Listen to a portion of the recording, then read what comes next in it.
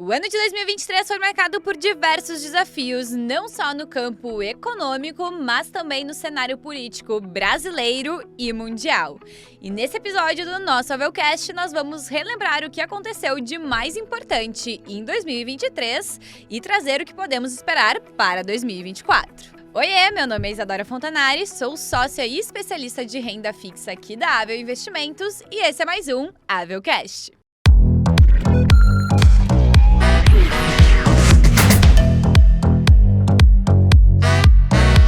Falando primeiramente do cenário nacional, o ano começou com algumas incertezas no campo político.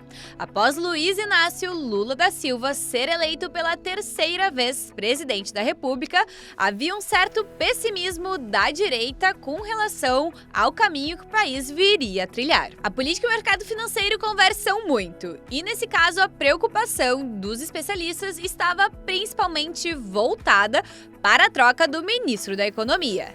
Sai Paulo Guedes, considerado por muitos como o melhor ministro da história do país, e entra Fernando Haddad. Após mudanças no quadro da política brasileira, tivemos algumas alterações quanto às políticas fiscais.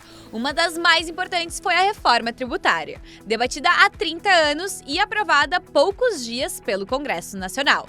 Seu objetivo principal é aprimorar a forma com que os tributos são cobrados, visando uma maior eficiência no sistema tributário brasileiro. Mais adiante, nós vamos destacar as principais mudanças que começam a vigorar a partir de 2024 com a aprovação da reforma. Nesse ano também tivemos mudanças no que diz respeito aos chamados fundos exclusivos ou fundos offshore. Uma reforma foi feita e essa mudança consiste em adicionar um imposto que já é cobrado em outros fundos, o Come-Cotas. Ele é cobrado a cada 6 meses nos meses de maio e novembro. Antes, esse imposto só era cobrado quando o valor era resgatado do fundo. Agora é feita uma espécie de antecipação com a incidência do Come-Cotas. Isso significa que parte do valor que poderia estar gerando mais rendimentos é retirada a cada 6 meses, diminuindo naturalmente o poder dos juros compostos. Fator esse essencial para que a gente veja o crescimento do patrimônio ao longo do tempo. Esses fundos eram atraentes porque ofereciam benefícios fiscais e também por serem úteis na questão de transferência de riqueza aos descendentes. Com essa mudança, diversos investidores estão buscando alternativas para conseguir driblar essa questão da tributação. Agora vamos falar sobre os indicadores e moedas globais. O Bitcoin teve até esse momento um crescimento de mais de 134% no ano. O dólar caiu 8% de janeiro até aqui. No início do ano ele era cotado a R$ 5,29 e até o momento da gravação desse vídeo a última cotação era de R$ 4,89. E o S&P teve um rendimento de 24,4% de janeiro até aqui.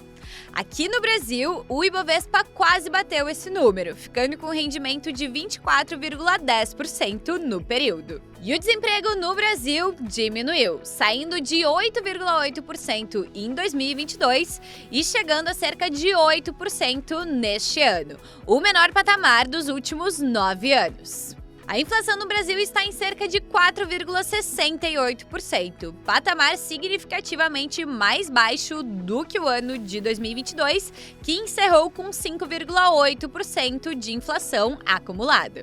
Tivemos uma queda também na taxa Selic, a taxa básica de juros do nosso país, que é o principal instrumento de política monetária utilizada pelo Banco Central, vem sofrendo cortes recorrentes desde a reunião de agosto, saindo de 13,75% para os atuais 11,75%. Apesar dessas notícias positivas para alguns indicadores brasileiros, o ano de 2023 não foi assim tão fácil para todos os setores. A quantidade de empresas em recuperação judicial explodiu no terceiro trimestre desse ano. Cerca de 40% dos pedidos foram realizados entre os meses de julho e setembro. Uma notícia que movimentou o mercado logo no início do ano foi o pedido de recuperação judicial das lojas americanas. Essa que foi uma das maiores fraudes empresariais do Brasil no setor do varejo, foi revelada quando seu novo diretor assumiu o cargo. Sérgio Rial ficou apenas 9 dias no comando da empresa antes de descobrir todos os problemas que viriam pela frente. Alguns dias após o escândalo ser revelado, foi descoberto que alguns documentos estavam sendo fraudados pela antiga diretoria, levando a varejista a uma queda de 92% no mercado acionário e a uma dívida trabalhista de 82,9 milhões de reais. Outra varejista que começou o ano com o pé esquerdo foi a Via Varejo. O atual grupo Casas Bahia foi destaque negativo do Ibovespa em 2023, acumulando uma queda de 81,38% até a primeira quinzena de dezembro. Na lista das demais recuperações judiciais, temos a Light, Oi, Grupo Petrópolis e 123 Milhas. Se eu esqueci de alguma, comenta aqui embaixo. Uma das alternativas que o governo encontrou para aumentar nesse ano de 2023 a sua arrecadação foi a taxação de produtos importados, a chamada remessa conforme. Um imposto criado em cima do consumo de mercadorias importadas, visando justamente desincentivá-lo, já que a taxação é de 60%, mais a incidência do ICMS de 17%, porém com uma faixa de isenção para compras em até $50. Agora vamos falar brevemente das ações que mais renderam e pagaram dividendos no ano de 2023. E vamos começar com as mais rentáveis do ano, segundo as informações da B3. Ultrapar com um desempenho de 97,38%, Edux com 96,85%, IRB com 70,27%, BRF 70,05% e CSN Mineração com 65,93%. E as que mais pagaram dividendos foram Petrobras com 20%, Gerdau com 15% de yield, CSN 13,4%, Bradespar 12,8% e BB Seguridade com 10,5%. No radar global tivemos alguns acontecimentos importantes no ano de 2023 e agora eu vou listar alguns deles. A disputa entre Venezuela e a Guiana pelo território de Essequibo por conta da recente descoberta de petróleo na região. A Argentina, governada agora por Javier Milei, teve no ano de 2023 a maior inflação entre os países do G20.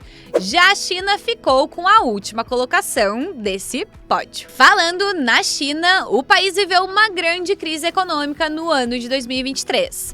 Isso por conta do baixo crescimento populacional, das consequências da política de Covid-0 e também por conta dos péssimos resultados do setor imobiliário. Ainda na Ásia, o Japão anunciou nesse ano o fim da política de juros negativos. Já na terra do Tio Sam, nós tivemos a notícia do fim do ciclo de aumento da taxa básica de juros norte-americana. Falando dos principais conflitos ao redor do mundo, nesse ano tivemos duas guerras que estiveram mais presentes nos noticiários.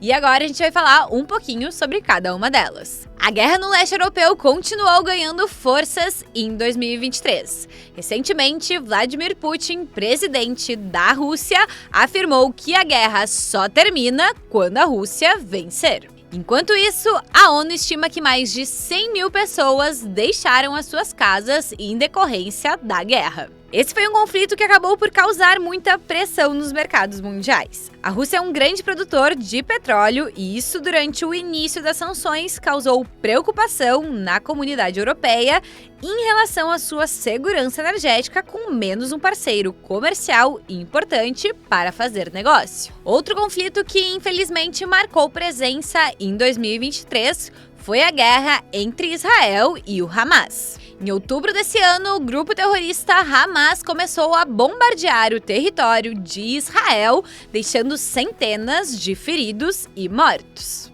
O ataque foi considerado um dos maiores dos últimos anos. Ao assumir a ofensiva, o Hamas deixou claro o início de uma ação para assumir o território. O conflito continua até hoje, somando, segundo o jornal O Tempo, mais de 18 mil mortos. 2024 deve ser um ano de desafios. Nos Estados Unidos, nós temos um ano eleitoral que deve ser disputado entre o atual presidente Joe Biden e também o ex-presidente Donald Trump. Além disso, a economia norte-americana deve permanecer com as taxas de juros em um patamar um pouco mais elevado, diferente do cenário das últimas décadas. Na França, nós teremos a realização dos Jogos Olímpicos, um evento de nível mundial e que deve movimentar a economia do país europeu. Aqui no Brasil, nós devemos ter um bom ano para a Bolsa, com a expectativa de juros cada vez mais baixa e o fim da escalada dos juros norte-americanos. A Bolsa deve ter um bom desempenho no âmbito geral, conseguindo principalmente sair do seu patamar descontado que observamos ao longo dos últimos anos. Em relatório com as expectativas para o ano de 2024, o Itaú alterou as suas projeções para o câmbio, de R$ 5,25 para R$ 4,90 ao final de 2024. Já com relação à nossa taxa básica de juros, a Selic, o consenso de mercado aposta de que ela encerrará o ano de 2024 em 9,25%. Com a reforma tributária aprovada, vale lembrar que nós teremos mudanças no que diz respeito aos impostos, transações e também aos prazos.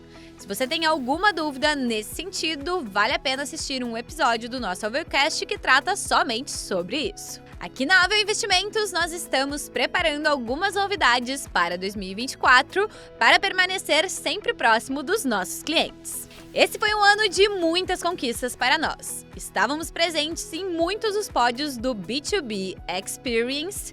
Fomos um dos 3 melhores escritórios de investimentos da rede XP, com o melhor assessor de investimentos do Brasil. Batemos uma custódia de mais de 11 bilhões de reais e, é claro, tivemos a honra de ter a XP como sócia capitalista da Avel Investimentos. Inauguramos a nossa primeira filial em Florianópolis e tem muito mais por vir no ano de 2024. Desejo a todos um ótimo ano novo, boas festas e a gente se vê no ano que vem.